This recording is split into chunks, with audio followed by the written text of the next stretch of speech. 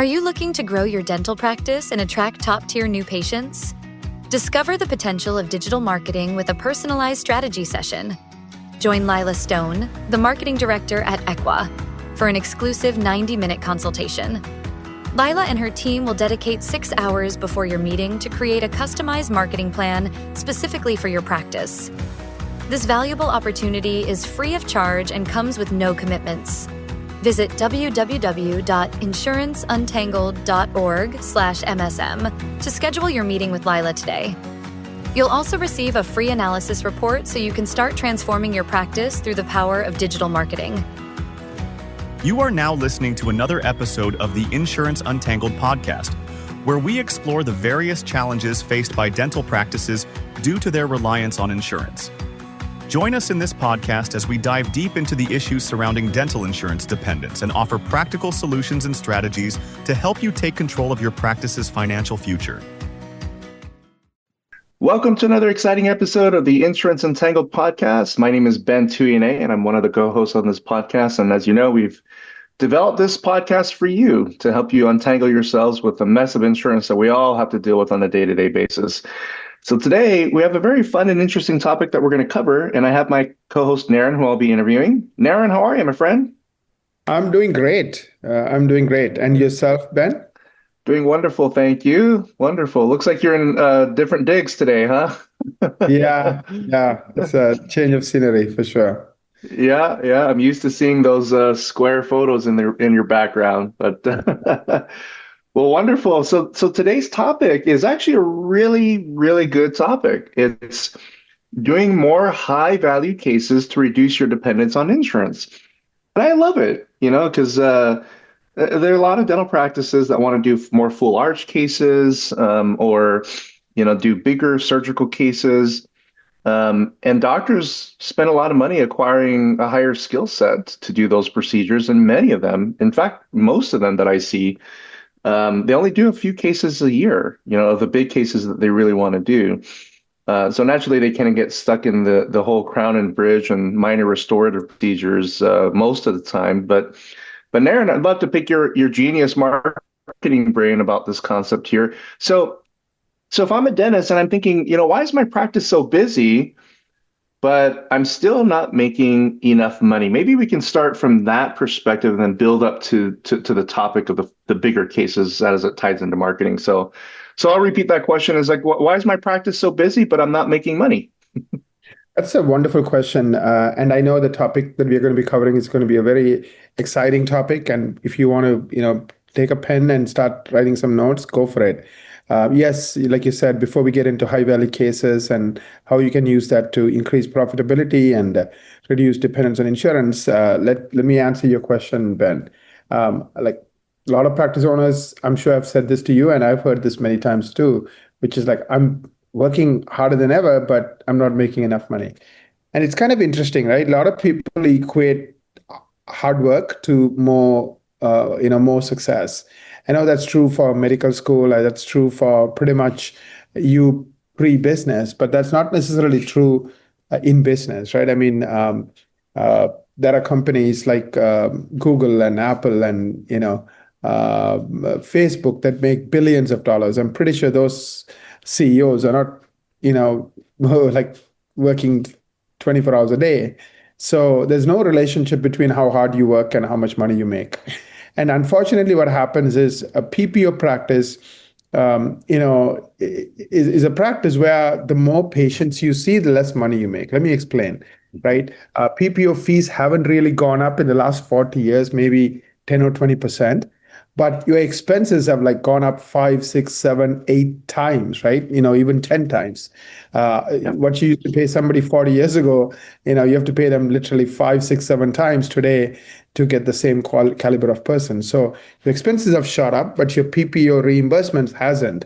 So fundamentally what's happening is the more patients you see, the less profits you're making per patient from those PPO plans. And in many cases, you don't even cover your costs. In other words, like for hygiene, for example, in some states, what the PPO plans are paying you doesn't even pay the hygienist's wages. because hygiene wages have skyrocketed. So leave alone your receptionist, your team, your rent, your electricity, your supplies, all the other expenses. It doesn't even just cover one of the many costs associated with taking care of the patient, which is the salary you have to pay for the hygienist. So the funny thing is, the more busier you get, sometimes you could actually be making less money. It's kind of really counterintuitive. Like, we would think the harder I work, the more money I make, right? So I think the reason for that is typically people on PPO plans only want to do what's covered by insurance. So you're doing, tiny procedures, and half of the money is not paid to you because of the fee controls that the insurance company places on you, because they don't let you charge your usual and customary fees. The other way they hit you is, even the reduced fee that they're willing to pay, they don't pay you the full fee. They'll pay only a portion of it. So pretty much you are losing a lot of money every time you see a PPO patient. And those patients also don't accept high value treatment. Their first question is it covered by insurance? So even if you have all these skills and all these, let's say extra training and experience, it doesn't really help in terms of doing those bigger cases that pay more per hour and also are the more profitable ones. So almost like, if you are really being too busy, ask your questions. Where is that busy coming from? If it's coming from PPO, then it's a negative correlation. So the harder you work, the less money you make. I love it. I agree on every point there that you mentioned, Naren, is that it's a common theme in dentistry, is that PPO practices are super busy, and the practice owners are wondering why they can't enjoy the lifestyle of their predecessors, or even sustain the practice in general. It's a very high stress model these days, unfortunately, but there's a way out of it, So I hear, Naren, a lot of the clients that I work with that do marketing, is it seems like a common sort of complaint, if you will, or maybe feedback, if you will, is, why isn't my marketing bringing in bigger cases and better cases, like what I want to do, like implants and full arch? As a marketing expert, Naren, why do you think that is for practices that are doing marketing? How come they're not seeing big cases that they want to do more frequently? That is. That's a great question, right? Let's say I'm running a restaurant, and my restaurant is a high-end restaurant where every meal costs a minimum of $100, right?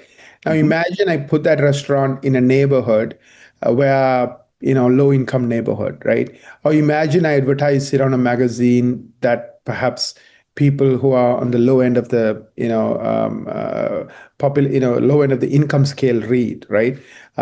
What's going to happen is you're attracting the wrong people. There's always a buyer for everything. There are people who are buying Rolexes. There are people who are buying expensive cars. There are people who go to Starbucks. There are people who go to, a Whole Food store. And, there is a market for everything. But unfortunately, if you're fishing in the wrong pond, you won't be able to do those high value cases. And many practices are, getting most of their patients from PPO, and that's definitely the wrong pond. Like I alluded to, it's a wrong pond because, they are price shoppers. And because they get so used to free dentistry, many of them don't even show up. And when you do present ideal treatment, like I said, their first question is it covered by insurance? So if it's not covered, they don't want to do it. So I think, so step one is to stop fishing in the wrong pond, and take control of your own destiny, right? The way I see it is that PPO is the lazy man's version of growing my practice, but unfortunately, there's nothing called a free lunch. In exchange, you're paying a very high tax, which is the write-off, the difference between your usual and customary fees versus, what you end up getting paid by the insurance company after all the deductibles and the fee controls. So in that particular example, you need to start by, having an effective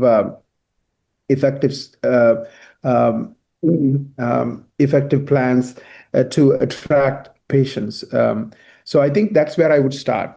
In addition to PPO plans, the other things they might be doing wrong is they're hoping for referrals. I know referrals used to be a big thing in maybe 25 years ago, where that's pre-Google, pre-internet. We would ask our friends who did, that particular particular, who provided that particular service for you.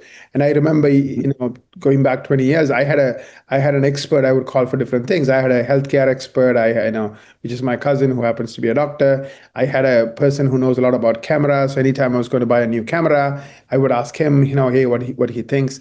But today, we don't ask those people anymore. We literally go to the Google and we discover things. So some people are still, expecting referrals to, bring in patients, and it doesn't work anymore. Today, referrals are like your Google reviews. So of course, it's coming from anonymous people who are not referring their friends, but rather somebody reads a review that one person wrote, and it's like a wonderful 5-star love letter review, and it's working for you. Even Facebook, I know every practice owner has a Facebook page, and they're posting on that page. But we know how the Facebook algorithm works, which is unless you are an influencer, nobody sees your posts. So if you're an influencer, like thousands and thousands of people will see your post, and some of them will live in your area, and you would get traffic. And the way I'm defining an influencer is someone who has like tens of thousands of followers, typically like 100,000 plus. But for 99% of the doctors, they don't get any of those kind of patients from Instagram or Facebook, because they're not influencers and nobody's seeing everything, seeing their posts. And the other problem is ads. Now, the problem with ads is whether it's a Facebook ad or a Google ad, people don't trust ads. So even if they do click on it, their first instinct is, what's wrong? Why is this dentist advertising? Of course, if it was good, he shouldn't be advertising. The fact that he's advertising means he's not good. So they're thinking, coming in or clicking with doubt. You're paying $5, but the first question they're asking is, what's wrong? So the conversion rate is much, much, much lower. So if you're converting somebody, let's say, who discovers you through organic search, where you are just showing up without paying for an ad, and they trust that result because that's what they were looking for. That's why they went to Google. But here, ad is just, in their face, and they clicked on it, but they have that doubt in their mind. Now they don't convert, just like, PPO patients don't accept treatments. Here, they don't show up even, because they don't even remember. Because a lot of times, especially social media ads, I'm watching something that I'm excited or interested in, because remember, social media hacks your brain. It understands what you like. I like cat videos, or I like to listen to certain kinds of people, and I follow these people. It's showing me that content, and all of a sudden this ad pops up. I don't even remember clicking on that ad. And remember, the ads nowadays make it so easy for people to fill a form, for example. You don't even need to enter in information. You press a button and they store all the information and send it to that lead. Why? Because they want to show that they sent you a lead. But those people don't show up, right? So PPOs typically doesn't work. Referrals don't work. Social media, unless you're an influencer, doesn't seem to work. And of course, ads don't work because of the trust issue.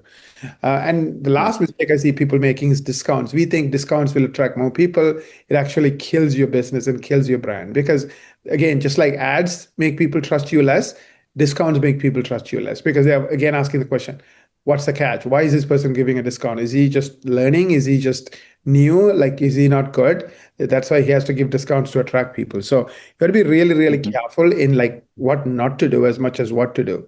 And a lot of times, anything that sounds too good to be true or quick fix usually doesn't work. Yeah, no, I like that. I think you kind of mentioned a lot of important nuggets there with that answer. So thank you there, Naren. What do you think stops most practices from getting more high value cases out of their marketing? Yeah, I think, I've heard this quote, and I'm sure many of you have heard the same quote too. If you don't have a plan, or if you don't have a destination, you're definitely not going to get there, right? That's step number one. You need to know where you want to get to. And most practices don't have a clear vision on, like, what is my ideal patient?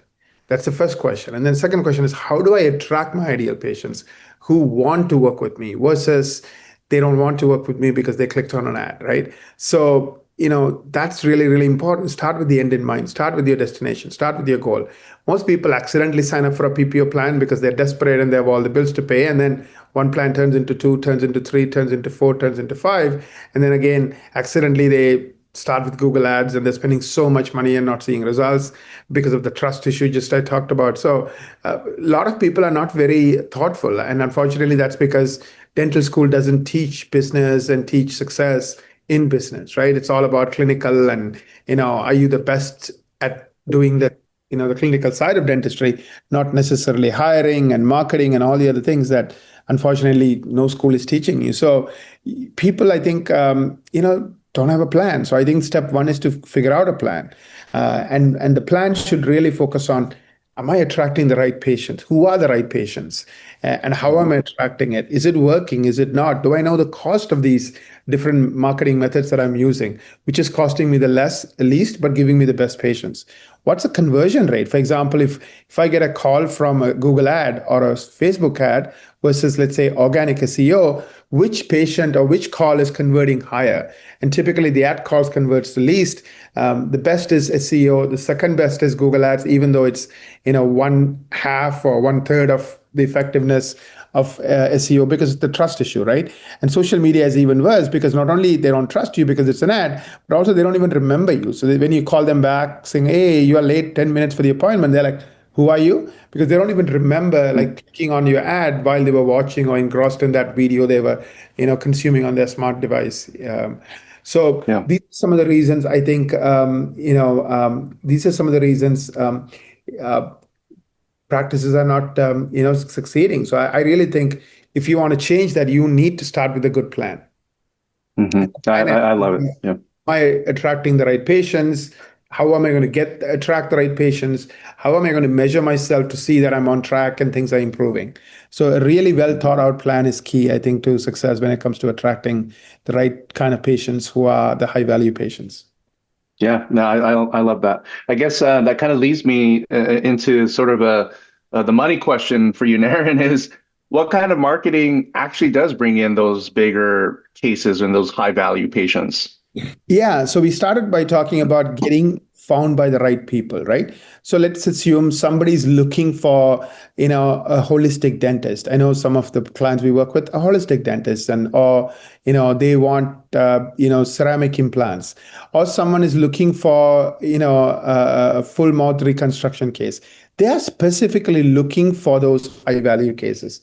Why not cater to them? Why not let them find you? So when I'm looking for, implants or Invisalign or sedation dentistry or, holistic dentistry, whatever the thing that I'm interested in, you better show up, right? That's like attracting the right people. It's kind of like the same example I told you before. If you have a restaurant that sells $100 meals, you don't want to attract people who are looking to spend $5 on their, or $10 on their McDonald's meal. It just doesn't work, right? I mean, they're not going to be good customers. They're not going to spend the money with you. So start by asking, how do I attract the right people? And I really think today that's organic SEO. So when people type these keywords in, you want to show up where they trust you implicitly. Remember, they went to Google and they typed in Invisalign, they typed in, veneers, they typed in sedation. So when they type it in, you want to show up as the organic or the natural result, not the ad result. So I would really, really focus on,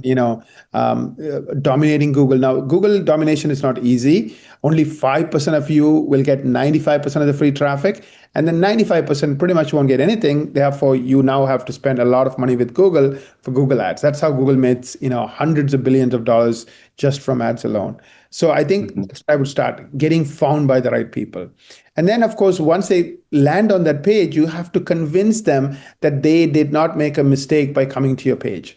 And what I mean by that is, show some cases, perhaps 2, 3, 4, 5 cases. Include full face after pictures so they can see the transformation. Somebody had crooked teeth. Thanks to your work with Invisalign, they have a beautiful smile. Somebody had missing tooth, and the work you did in terms of a full mouth rehab, they have the best smile ever. They'll start seeing themselves in those pictures.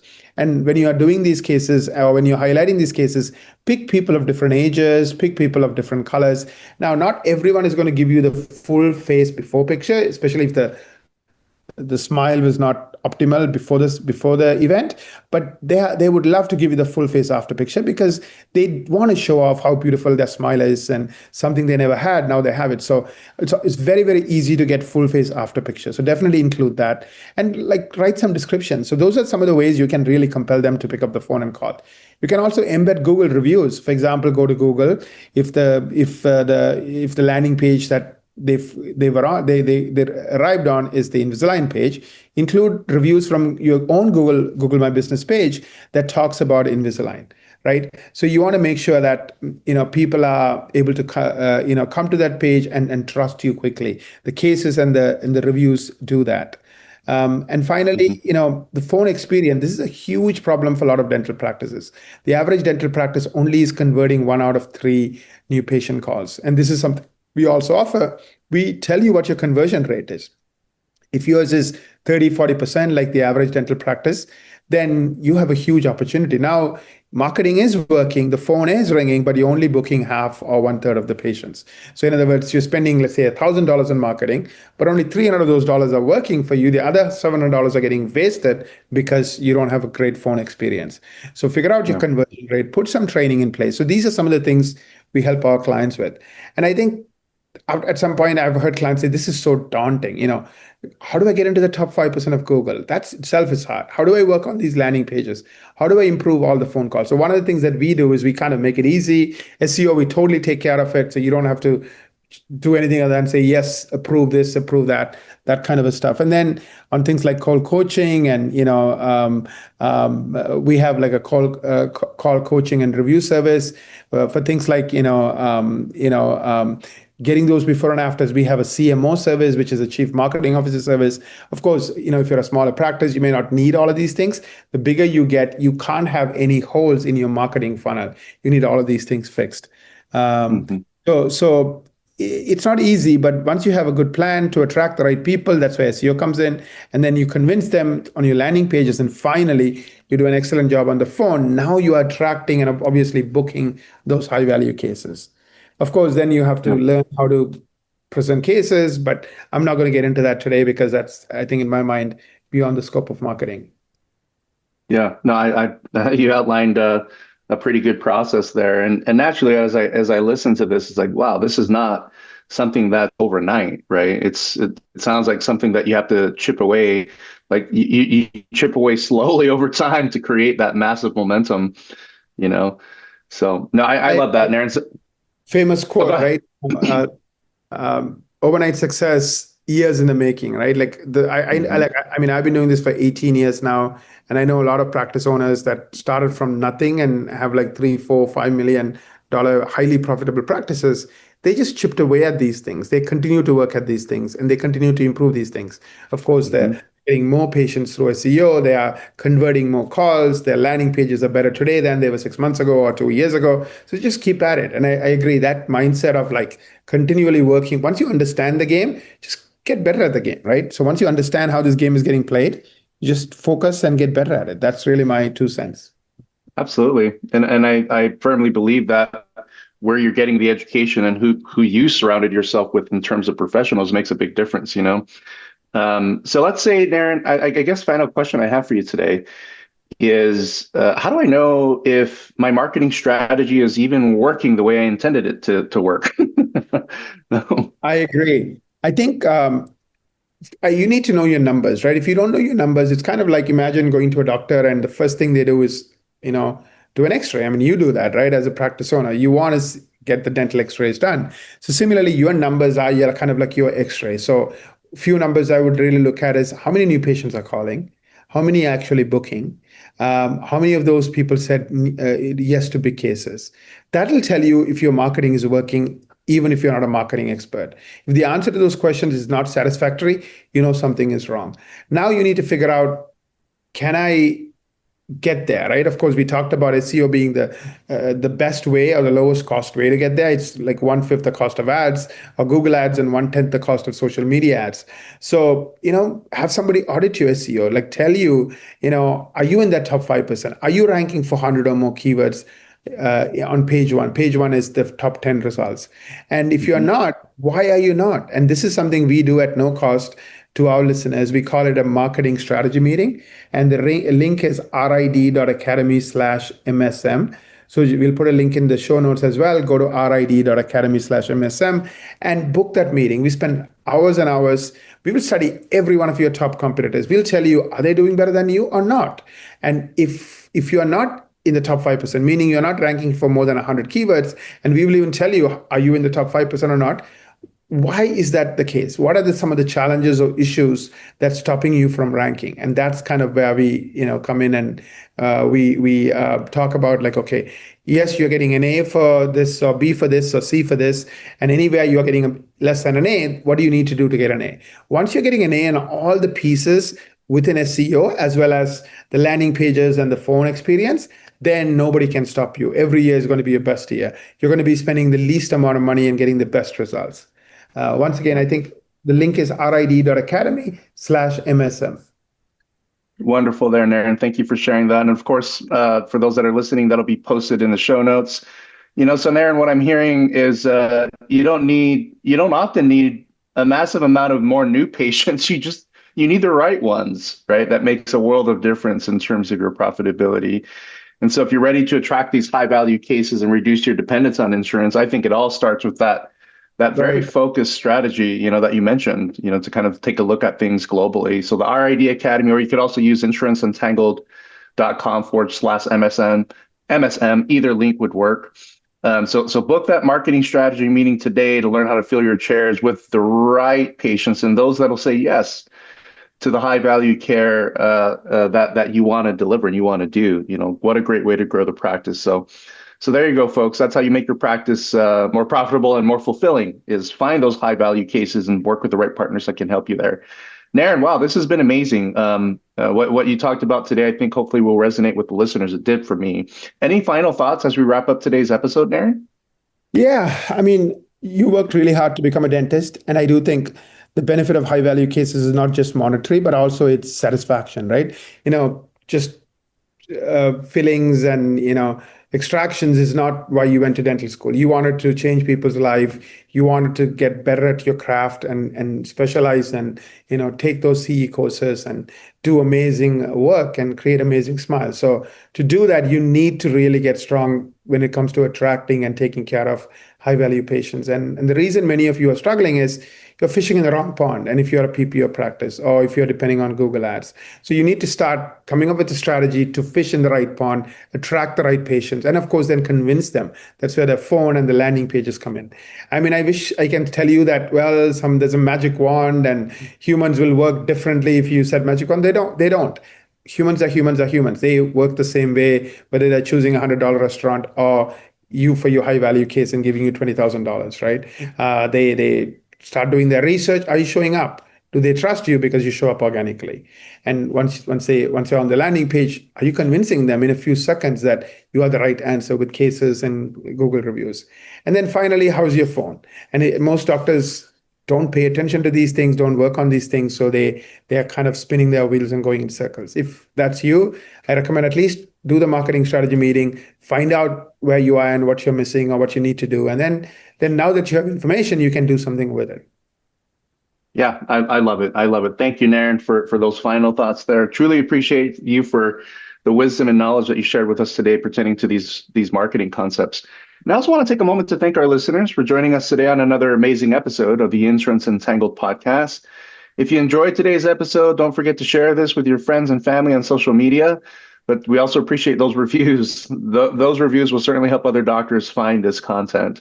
So feel free to review us on any podcast platform that you use.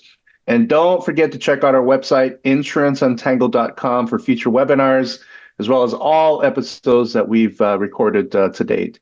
Folks, thank you for joining us again today, and we wish all of you the best of success. Take care now.